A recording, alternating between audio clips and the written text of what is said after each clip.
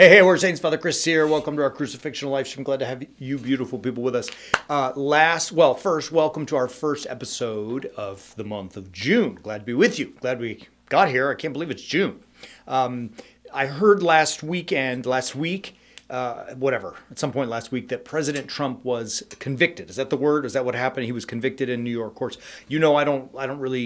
I'm not political. I don't even really watch TV or the news. So I was like, wait, what? It was funny when Greg told me. I was like, I had no idea. I'm like, what does that mean?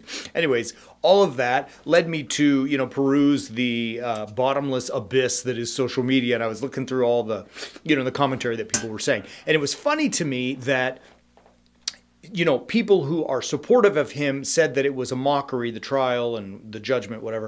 And people who are against him, yay, it had to be done. It was obvious and all this kind of stuff. And I was struck by the dichotomy of it, that everyone was so absolutely convinced of their position on the situation.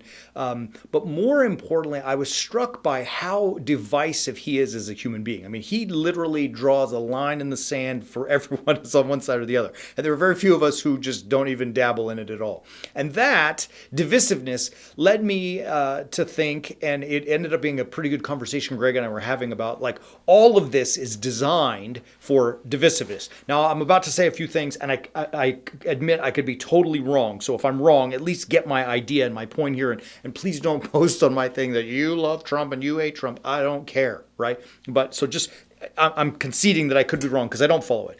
Greg, we were talking about, he was convicted and could be sentenced, right? Yep. And he could do time in jail. Is that right? From what I understand. All right, so he could do time in jail, but he's still allowed to run for the office of President of the United States. Right, and the jail time might overlap with the campaign.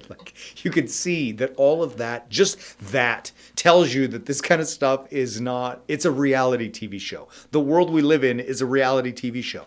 And my point that I even bring that up is because I don't care about that stuff, except to say, do you participate in it? Do you get involved in this divisiveness where you become this or that, right? Like one side or the other.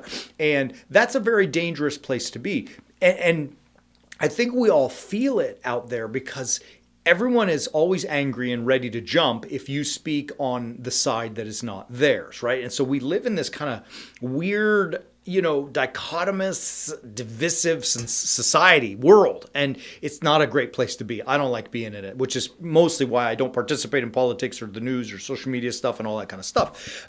We're not called to that. We're actually called to be something quite different. We're called to be united, right? In unity, peace, of one concord, or in concord of soul and mind and body.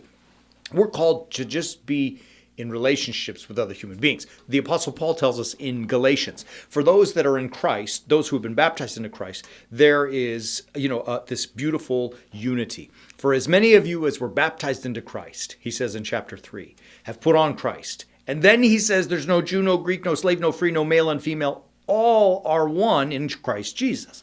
And that's what we are called to. And so when we get into this,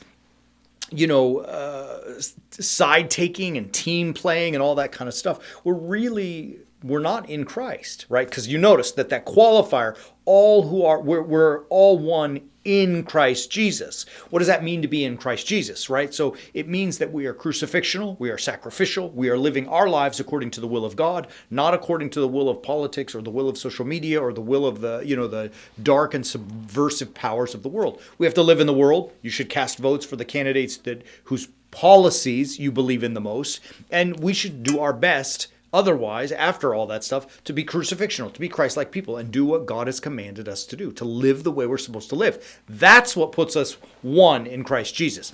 So do your civic duties if you so choose. That's your business. Great. But most importantly, remember, you are supposed to be, as a warrior saint, in Christ. To be in Christ, to be baptized into him and put him on, means to live his life. What does it mean to live his life? It means to be crucifixional. That's it. It's the bottom line of it, short and long of it. And so when we get lost in the rest of this kind of stuff, where it becomes essential to life, that's when we find ourselves really in this weird dichotomy and this weird misery that we're all stuck with.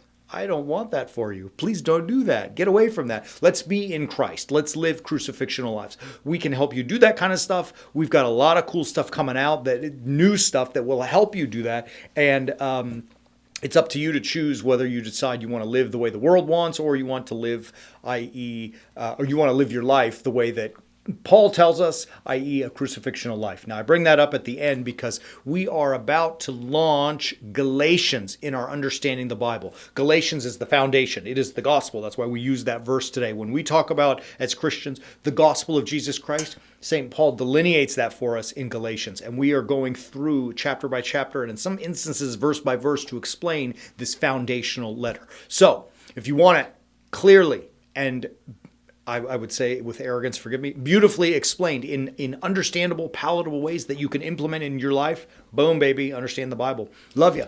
We're going to be back tomorrow. Until then, please, as you always do, keep walking on the way of the warrior saint.